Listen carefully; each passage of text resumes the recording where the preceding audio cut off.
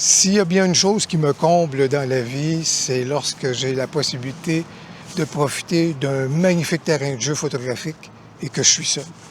Je suis seul. Pourquoi? Parce qu'il y a apparence de pluie, parce que le soleil n'est pas au rendez-vous, parce que c'est détrempé. Et c'est parfait. C'est parfait pour faire de la photo de fleurs. Faut pas avoir de soleil.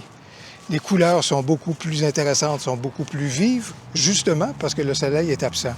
Alors, comment est-ce qu'on est capable de profiter de ce festival des tulipes qu'on a à Ottawa, avec toutes les tulipes que vous voyez juste ici? Comment est-ce qu'on est capable d'en profiter et surtout aussi comment faire de la photo créative avec un sujet aussi conventionnel que des tulipes?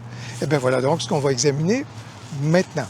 C'est merveilleux parce qu'il pleut depuis hier, ça veut donc dire que les gouttelettes sont bien apparentes sur les fleurs. Aussi bien en profiter à ce moment-là, ça donne beaucoup de personnalité donc à nos fleurs, ça leur donne une certaine texture, ça leur donne un certain côté encore un peu plus même reluisant. Alors on en profite, on trouve une fleur qui est évocatrice, qui a une certaine personnalité, qui a une certaine caractéristique, et puis on en profite allègrement. I don't know if I can find my way out.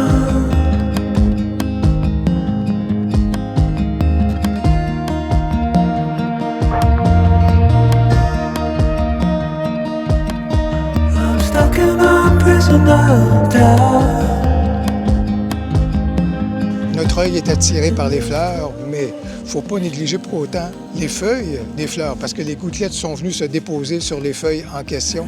Et ça aussi, c'est un sujet qui est vraiment magnifique à capter.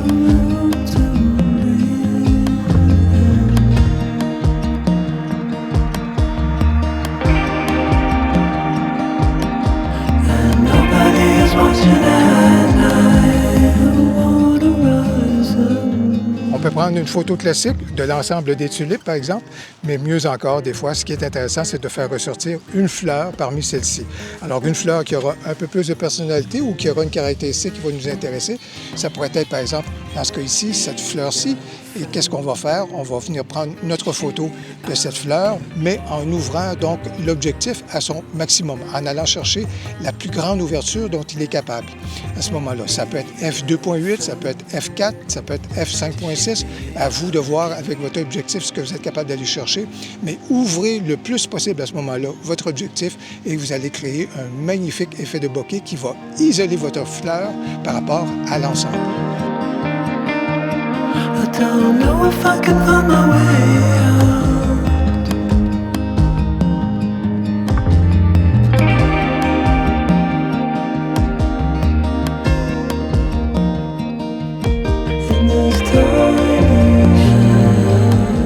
Si on veut aller un petit peu plus loin par rapport à notre sujet et faire un peu plus de photos créatives différentes qui vont même aller dans la direction de l'abstraction, eh bien, il y a plusieurs possibilités qui reposent sur le mouvement intentionnel du boîtier.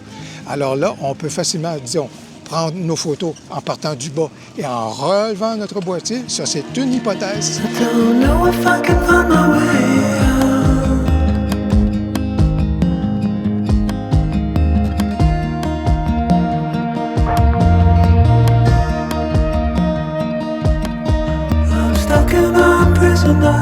L'autre hypothèse créative qu'on peut également exploiter, c'est l'effet Horton. Qu'est-ce que l'effet Horton? C'est le fait qu'on va déclencher alors qu'on est en train de faire de petits mouvements circulaires. Alors, je suis en train de faire mes mouvements circulaires et je déclenche. Je fais mes mouvements circulaires, je déclenche. J'ai une pause qui est assez longue, c'est-à-dire autour de 1/6 de seconde. Je fais mes mouvements circulaires et je déclenche, et je déclenche, et je déclenche. Habituellement, je le ferai évidemment avec le viseur à l'œil, mais là, c'est pour illustrer le mouvement en question et ça va donc donner des effets qui peuvent être assez particuliers et assez intéressants. I don't know if I can find my way out.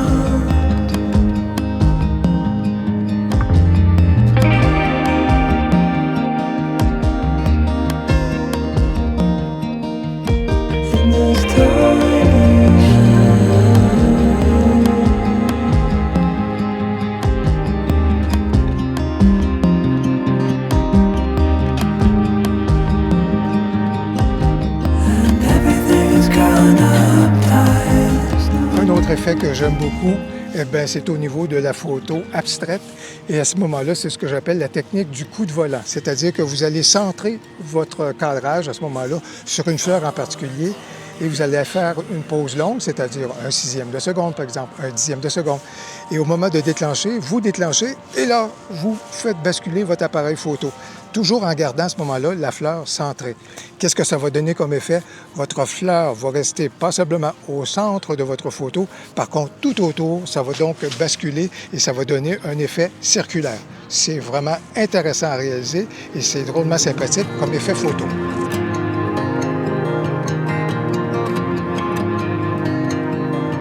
Reaching out, I'm reaching you.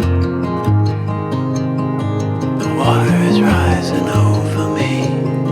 The water Si is jamais rising. vous avez dans votre sac photo un objectif qui crée des effets particuliers, n'hésitez pas à en profiter avec un sujet comme cela ici.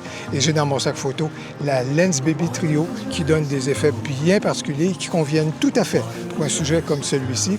À ce moment-là, n'hésitez pas à recourir à de tels objectifs. Ça va donner des photos qui seront déjà très différentes de ce qu'on voit habituellement. I'm reaching out, I'm reaching. It's coming in. The water is rising over me. I'm reaching out, I'm reaching. It's coming in.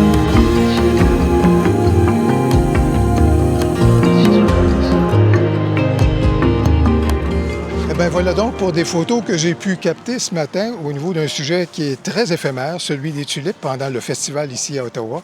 C'est un sujet qui est éphémère, mais la météo, elle était parfaite pour justement mettre en vedette les tulipes en question. J'espère que vous avez apprécié la vidéo et surtout les possibilités créatives que j'ai pu vous présenter à ce moment-là pour tirer profit d'un tel sujet. Si vous avez apprécié la vidéo, n'hésitez donc pas à cliquer sur j'aime et surtout, n'hésitez pas à commenter. J'ai bien hâte de vous lire. Au plaisir, à la prochaine.